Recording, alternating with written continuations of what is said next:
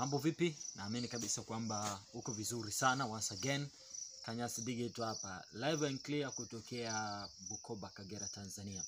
Nikaona sio mbaya mimi na wewe tuchambue kidogo sana kinachoendelea kwenye mpira wetu wa Tanzania.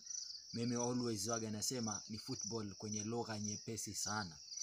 Sasa usiku kwa mkia leo, bodi ya ligi kuu Tanzania bara imetangaza rasmi mechi namba 184 ambayo ni dabi ya Kariakoo iliyokuwa ipigwe tarehe 20 ya mwezi wa 4 ya mwaka tarehe 8 ya mwezi wa 4 ya mwaka 2025. Na dabi hiyo ikufanyika kwa sababu kadhaa.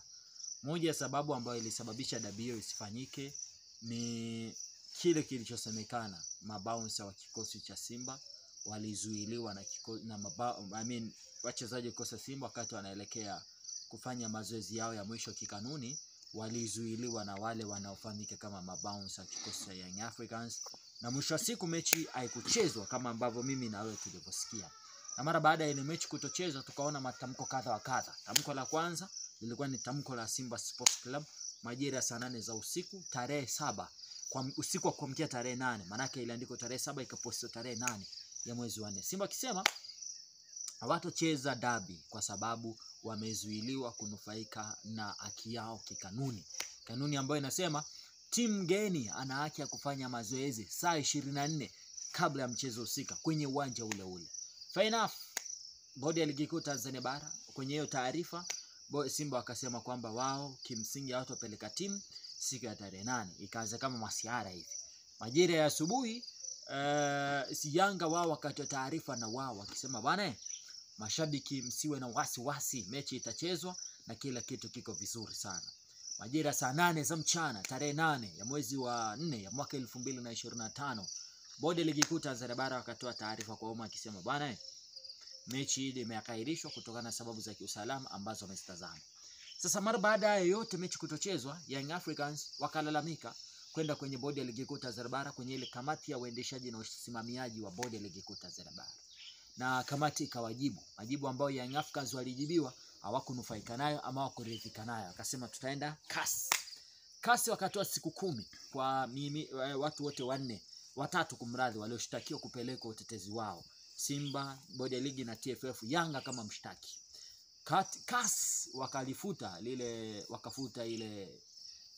Wakafuta hilo shtaka kwa kusema kwamba Young Africans wanastahili kupita kwenye zile njia za kukata rufaa za TFF. Mara baada ya kasi kujibu hiyo, tuliona bodi ya ligi kuu Tanzania bara na wao wakatoa taarifa wakisema mara baada ya uamuzi ule wa kasi sasa watapanga tarehe rasmi ya mchezo huo utakapochezwa, kwa maana mchezo wa Young Africans pamoja na kikosi cha Simba Sports Club. Usiku wa kuamkia leo majira saa 12 za hivi ni asubuhi ile ni asubuhi. Alfajiri inaisha saa 11 asubuhi. Mapema wakatoa taarifa kwa umma kwa kusema kwamba wakarekebisha baadhi ya mechi zile ambazo hazikuwa zimepangiwa tarehe ya kuchezwa. Kwa hiyo twist ratiba na kusema kwamba mechi hiyo itabidi ichezwe tarehe 15 Juni mwaka 2025. Tarehe 15 Juni mwaka 2025. Mara baada ya kupangwa ratiba hiyo, utakumbuka siku ya jana kabla ya leo Young Africans na wao walitoa msimamo wao kwamba hawachezi dabi vovote vile itakavyokuwa.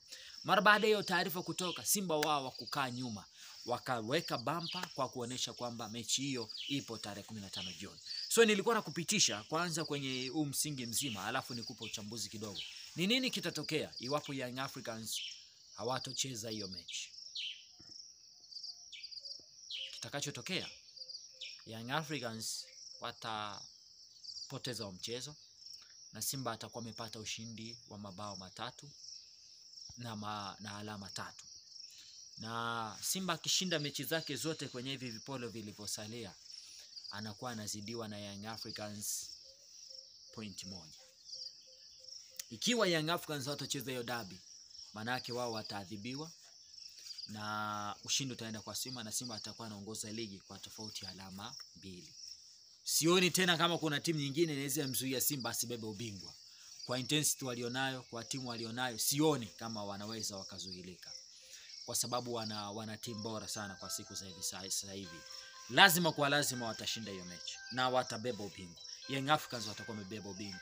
Uongozi wa Young Africans utawaambia nini mashabiki wa kikosi cha Yanga kwamba walizuia timu yao isiende uwanjani na wakaokosa ubingwa ligi kuu Tanzania bara?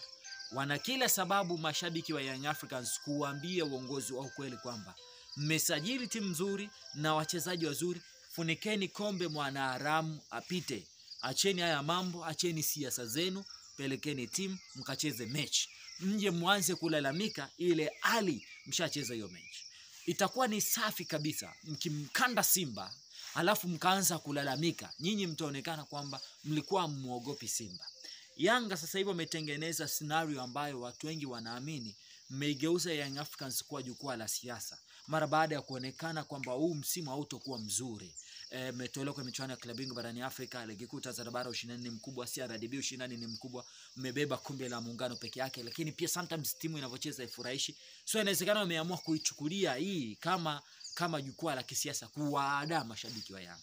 Washabiki wa Yanga mna haki ya kuwaambia viongozi wenu kwamba pelekeni timu uwanjani, pelekeni timu icheze, and then kama ikitokea mtoshinda, ai mambo mengine yatatokea.